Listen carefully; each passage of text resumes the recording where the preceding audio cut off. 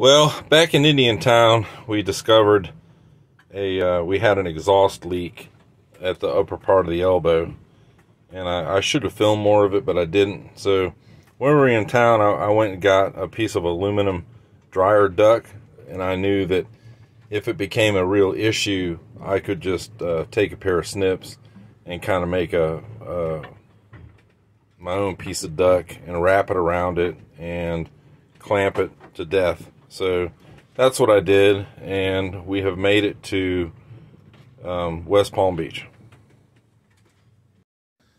So the little work hole that I cut in the pilot berth has actually proved to be very handy.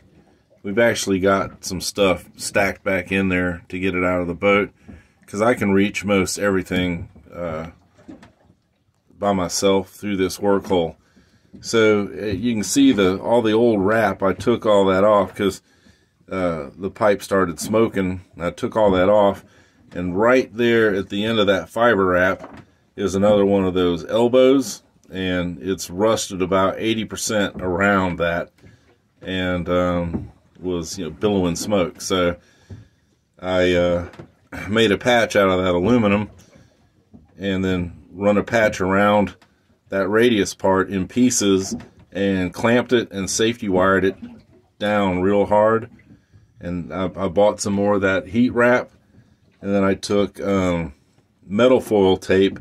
Actually, I wrapped everything with tin foil a couple of times, and then I took UL heat tape we use for ductwork, and it's real sticky, but the glue will give up. So I compress that on there, and then I'm wrapping what's left with that heat shield, which air can go right through it, but the foil will help with any kind of little cracks left. I mean, we started the motor, and it does a little bit of smoke seeps out, so that's why I put the tin foil and then the foil tape. I'll wrap it with the heat shield and safety wire it and put another clamp on the other end, and maybe a couple of different clamps with the safety wire, and that'll get us home with no issues.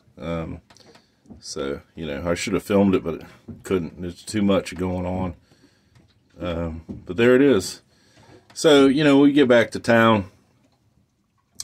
The biggest thing is going to be where that connects down here to the motor. It's busting those nuts loose, and I'll pull all this apart, and I'll make a new riser out of stainless pipe and miter cut it all and make it forever. But so far the motor's running good, and it's not burning any oil or losing any oil. I check it. We checked it every day. The transmission does have a little main seal leak, but it lost. Like, we ran it 5 or 6 hours to get from Peck Lake to Riviera Beach, and it lost about a pint, not even a pint.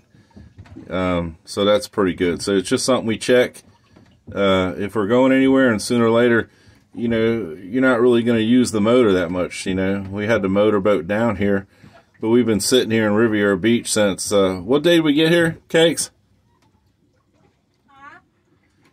When did we get to Riviera? Yeah? Yeah? You don't remember. Anyways, it's been blowing 20 to 25 knots out of the northwest.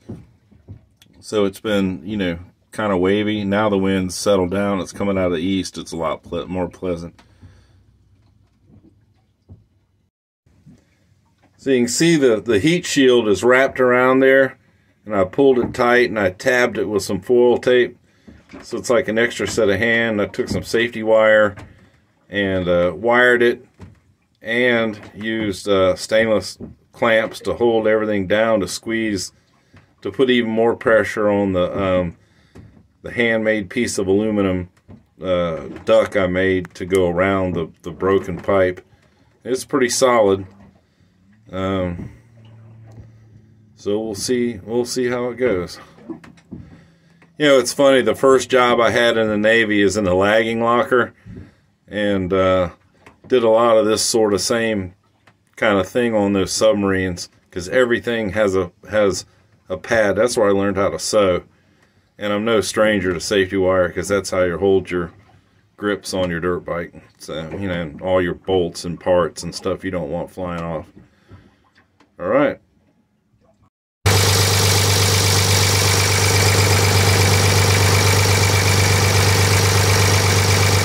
Set it down, baby.